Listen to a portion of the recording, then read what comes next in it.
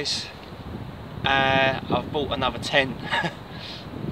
This one is by Northridge. It's called a Lite one-man tent. It's 1.5 kilos and it's a single hoop design, sort of similar to the Van Gogh blade that I've got, but it opens from one side rather than one end. It's got a 6,000mm hydrostatic head. That's probably like the strongest hydrostatic head I've ever had on a tent. I think the most I was on the Van Gogh blade, which was 5,000. Yeah, folds down nice and slim. It actually fits, I'll just show you, it actually fits in my Terra Nova 20-litre ultralight pack. So you put it in the side like that, and I can fit everything on the other side of it. And yeah, I've got enough in there at the moment, including this, for an overnighter, like an ultralight. And I weighed it, and it was just over 6 kilos, about 6.3 kilos. And that's total pack weight. So yeah, I could actually probably do like an ultralight tent setup with this tent. So I'm really pleased with that. Anyways, right, enough of me talking. I'm going to get this set up and we'll have a look at it, shall we? Stay tuned. As you can see, it's similar in shape to the Van Gogh Blade 100. The only exception being that it opens on the side, so you've got this big opening. So the entrance is a lot bigger than the Van Goghs, which I suppose is useful. You know, if you was a larger person, it'd be easy to get in. However, on first inspection, I've just put my rucksack in there. On first inspection, it doesn't really look like there's a hell of a lot of sleeping space, and I get the feeling if you was over 6 foot, you'd be in trouble. You probably wouldn't be able to fit in this. I mean, I'm looking at it, I'm 5'9", 5'10", between those, and I'm thinking this looks like it could be a bit cramped, but we'll see anyway. So it's a single pole design. The single pole runs through this outer sleeve here, and yeah, basically what you can do is you can actually have the inner clipped to the outer and then just thread the pole through. Of course, when I got this, I got it from eBay. It cost me £50, by the way. One previous owner, they had completely taken the tent apart. It makes it a lot easier if you just leave it clipped together, and then all you've got to do is put the pole through the sleeve and peg it out, and you can guy it out as well, just to sort of give it some extra rigidity. I've got my polycryo ground tarp down on the floor underneath it, just because I want to try and keep it as clean as possible, protect the ground sheet on it. It's very lightweight material. I think they said it's a sil nylon tent. You can see this sort of square kind of cube weave to the outer. It's a 6,000mm hydrostatic head, so you can see it looks like, you know, a lot more durable, a lot more waterproof. And yeah, I think they said it's all sil nylon, so it's going to be really light. The pegs it come with are like your basic sort of pegs, like those. So they sort of feel hollow. I think they're just aluminium. They're fairly light, they're fairly robust, but you could get better pegs really. So I'll probably swap it out for some titaniums. And looking round the back, as you can see, I don't think I've really set this up right, because it's really baggy at the back here. It looks like it's suffering from a case of back fat. But yeah, I'm going to have to sort of have a play around with that and see if I can get the pitch just right. But apart from that, it looks pretty solid. It's a decent little tent, and with this little canopy bit that comes up here that you guy out, it allows you to use like the air vent, the mesh bit on here. So it's got a nice big air vent, so I reckon it's going to be a well ventilated tent. and of course it gives you sort of more porch space as well, so you can quite easily sit your rucksack inside. Yeah, you've got two sides there, so you could have your shoes or your boots there. And yeah, of course it's limited sleeping space, so you're probably going to want to keep as much of your stuff out in the porch area or vestibule as keep as much out in there as you can, really, just to maximise the sleep space. Right, I'm going to get my shoes off, and I'm going to sort of set up my sleep system in there just to sort of show you the space you've got, and then I'll get in. Basically, I've got my summer bag today. So I'm just using it just sort of for like prop for demonstration purposes. So I've just got my snug pack summer bag and like a silk sleeping bag liner in there. I've got underneath that, I've got the OEX half pad, self-inflating. I've got all the stuff sacks there up the back there in that red OEX bag, all the stuff sacks from everything in there, and I've got my luxury camping pillow, so bit of comfort there. Then just down this end I've got, you can see that, there we go, for me foot sort of padding, I've got my rucksack, and my feet are touching the end of the tent, and then so I'm just sliding up here a bit. I've got probably not even half a foot left of room. I mean, I can fit in this. Like I say, if you're a lot taller, then you got no chance. Width-wise, literally you're looking at, if I go right over to the back here, right, so I'm actually leaning against the back wall of the tent now. I've got, you can see that, so from here to here, there's no way you'd be able to fit an extra person in. And you know when they always go, you could fit 2 people in here, but it would be very cosy. You couldn't do that with this. It literally, you try and fit 2 people in, and the other person would say, piss off. You know, you're not fitting in here with me. It literally, you couldn't even fit a fetus in here, let alone a kid or a small adult or whatever. You know. So yeah, it's pretty tight. I suppose that would be good for like one person because it'd be cosy, keep you warm.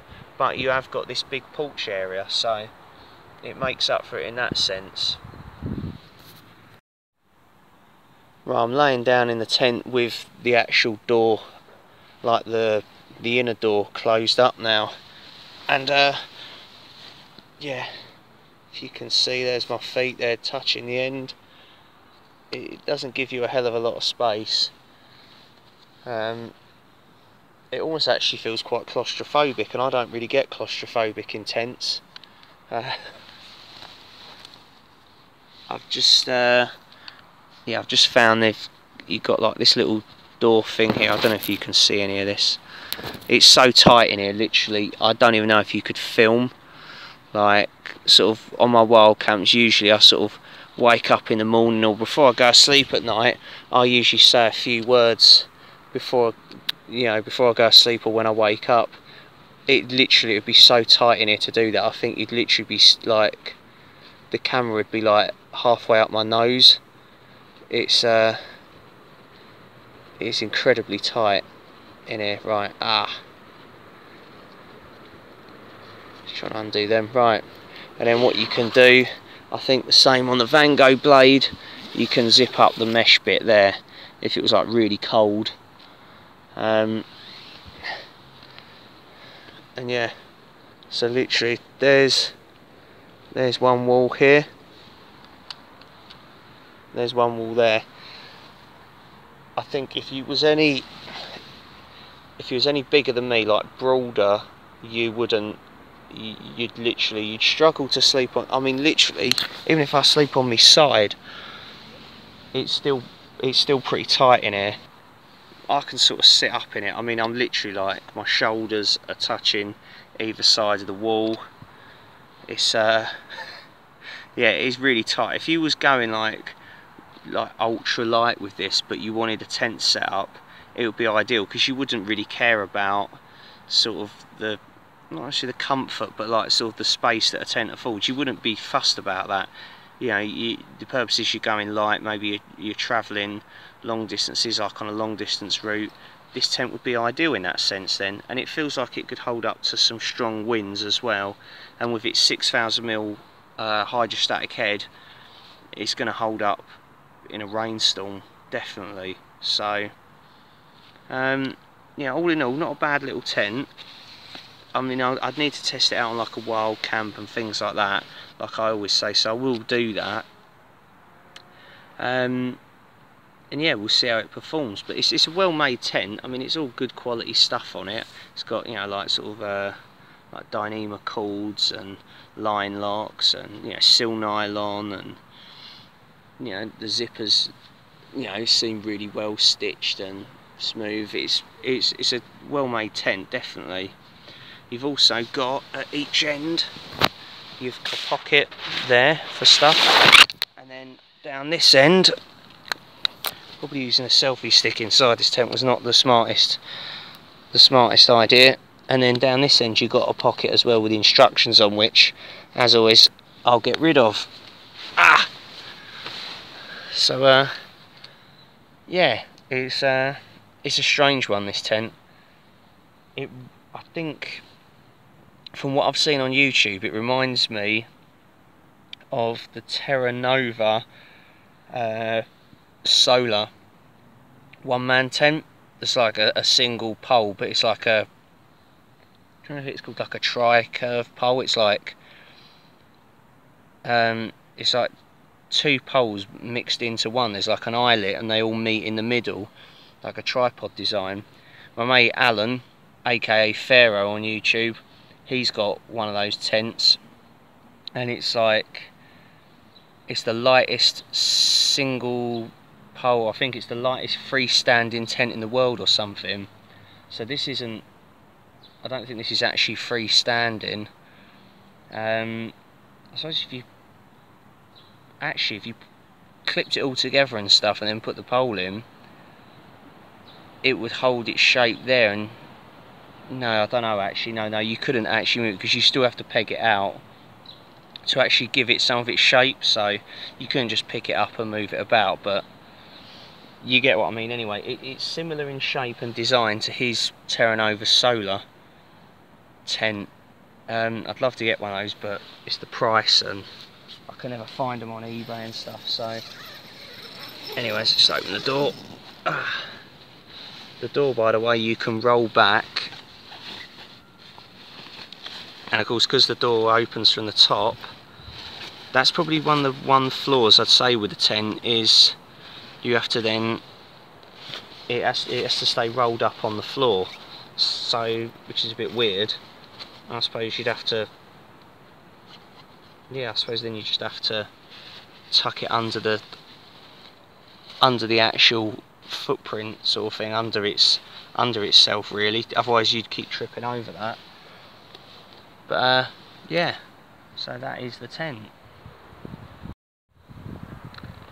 So just one last look, give you some perspective with the tent. Just try not to hit the guy line. There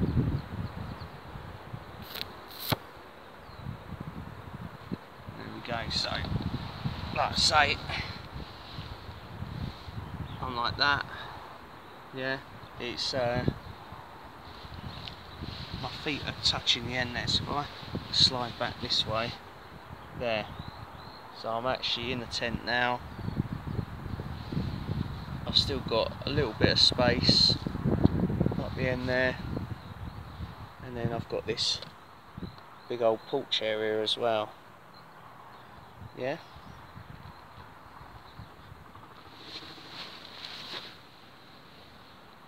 And then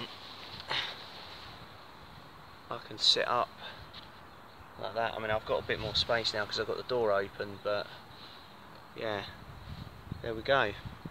Right, I'm going to cook some breakfast, and I'm going to pack up and I'll get out of here. So yeah, just climb out. So there we go, aerial view. It's me playing around with the selfie stick again. Anyways, right, so that is the 10, wind's picking up again. So yeah, that's my review of the Northridge Coal Lite one-man 10. Hope you found it useful. If you was thinking about buying one of these, or if you've seen them about and stuff, and you know, you're curious or you wanted to buy one, whatever, I hope this has helped you make a decision. Let us know what you think if you've got one of these. Give me some tips and advice if you want. Yeah, let us know what you think. Cheers guys, you'll see you in the next one. See you later.